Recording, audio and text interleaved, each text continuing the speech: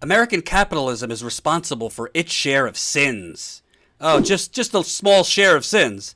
But Miss Warren often casts the net far too wide, placing the blame for a host of maladies from climate change to gun violence at the feet of the business community when the onus is on society as a whole. Yeah, it's society who sold the jobs to Mexico and China. It's society. It's society that's why your factories are closed down, why the vibrant storefronts and little villages of business you used to have in your community now are just boarded up, closed down stores. That's society did that. It's society who's gentrifying your downtowns wherever you live. It's society why you're working 2 to 3 jobs. It's society why black people are being murdered all over the country. It's society why anyone in America can right now go into a movie theater, a mall, a movie theater, a mall, a school, a market, wherever, and with a bazooka gun if they wanted to, and blow up the place. Society did that. I think honestly at this point they're just trolling us and trying to make us go mad, and it's working. It's working. So, last one. Apparently, Miss Warren's path to the nomination is challenging but not hard to envision. The 4 frontrunners are bunched together both in national polls and surveys in states holding the first votes, so small shifts in voter sentiment can have an outsized influence in this early in the campaign. There are plenty of progressives who are hungry for major change but may harbor lingering concerns about a messenger as divisive as Mr. Sanders. What they're really saying there, our readers are hungry for change, but Bernie wasn't nice enough to Hillary. That statement is basically speaking to the citizens of Wokeback Mountain. That's what it is. The reason that Bernie Sanders is divisive is because Bernie Sanders will not backslap politicians. Bernie Sanders will not call you on your birthday.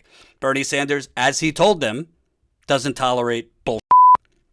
He ain't a perfect man by any means. But what they mean by that is Bernie Sanders isn't nice enough to us wealthy, affluent, educated people. He criticizes us too much. It's divisive.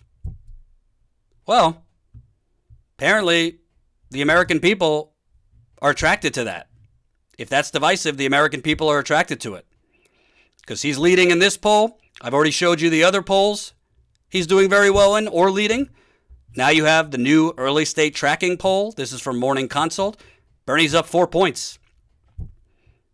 That's right there within the margin of error again to Biden.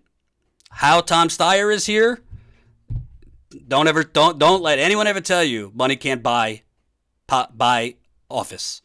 Tom Steyer is there because he is papering all of these states with commercials, including Iowa, including New Hampshire, including Nevada. Warren, I'll tell you what, controversial thing. If Warren doesn't do well in Iowa, if Warren comes in 4th place in Iowa, 4th or 5th place, she's not going to. But if Warren wants to prove she's actually progressive, if Warren wants to prove she's an ally, if she wants to make up for leaving Bernie at the altar in 2016, if she wants to make up for stabbing him in the front now, I say, if Tulsi's going to drop out, or if I'm saying Tulsi should consider dropping out, why shouldn't Warren? She supposedly, the media keeps talking about, she has the most staff. She has the most staff in Iowa, and she has the best ground game in Iowa compared to anyone. Well, if she comes in 4th place, I don't know about that. I don't know what a path she has. Oh, I didn't even show you this. New college poll. This is from Chegg College Pulse student monitoring. They do specifically college polls. You got Bernie, 41%, Warren, 21%, Yang, 12%, 8% for Biden, 8% for Buttigieg. That's pretty sad for Buttigieg if you're tied with Joe Biden. And in Iowa, the same college poll, a little bit closer, but Bernie's still out in the lead. So, I got news for you folks. It is. Right now, nobody should be complacent. Nobody should be content. Nobody should think this thing is in the bag. I promise you, the establishment knives are coming. I promise you, Joe Biden, who's saying you're taking me out of context, you wait. I am promising you. The communism stuff is coming. It's coming. The comments he made about Fidel Castro, the comments he's made about the Soviet Union, the comments he's made about Nicaragua, they're going to go back to the 1970s if they have to. Comments Bernie Sanders has made. But at this point, I just don't know if any of that's going to be effective. I really don't. They could try to scare the living hell out of older people. But Bernie's campaign, I mean, as heartbreaking as it was for a lot of you watching in 2016, the fact that Bernie Sanders' campaign has done this before, and now they are, obviously they're against the oil, but they're a well-oiled machine this time. They have a lot more campaign staffers. They have a digital operation that they have been building since his loss in 2016. Bernie's digital operation is better than some digital media companies. Last thing I'll say on this, I think what's really, really critical here, and in a weird way, as much as the impeachment trial going on right now hurts Bernie just because it doesn't allow him to be in Iowa as much, it also benefits him in some ways too.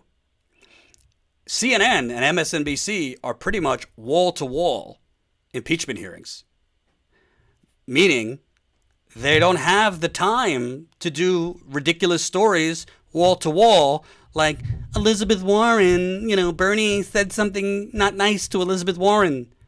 It's wall-to-wall. Even before the actual hearing starts, you have the pregame coverage on CNN and MSNBC.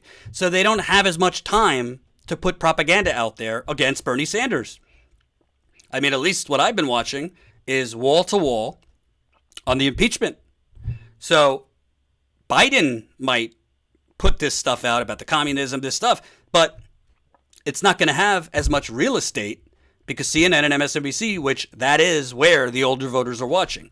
I'm not criticizing them for being old. That's the audience. That's the average viewer is an older American. So I think that helps Bernie. It sucks that he can't be out there as much because he's got to be in the Senate, but it helps him because there's not as much.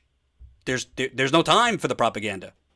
AG, you sure? Yeah, I'm sure they'll find a way. They could find a way. But the bottom line is it's not all day, which allows Bernie Sanders' campaign for a rare window of time to be unopposed with their digital media operation. Because I think Bernie Sanders' digital media operation, Twitter, Facebook, Instagram, YouTube, TikTok, whatever the hell app just was created within the last hour, is successful right now in neutralizing the corporate propaganda. So if the corporate propaganda is not, if the impeachment is taking up all of the airwaves, including in print papers, most of the columns, most of the papers, less time for them to, bring out the scary boogeyman against Bernie Sanders. So right now, it's as good as it's going to get for Bernie Sanders. He's surging in all the polls.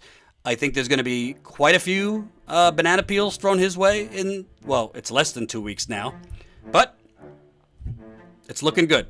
It's looking good. Hope you enjoyed that last video. Hop on over to statuscoup.com where you can sign up for our email list and become a member for as low as $5 to $10 a month. Membership is how we grow. That's statuscoup.com/join. And remember, join our email list so we can grow the revolution with you.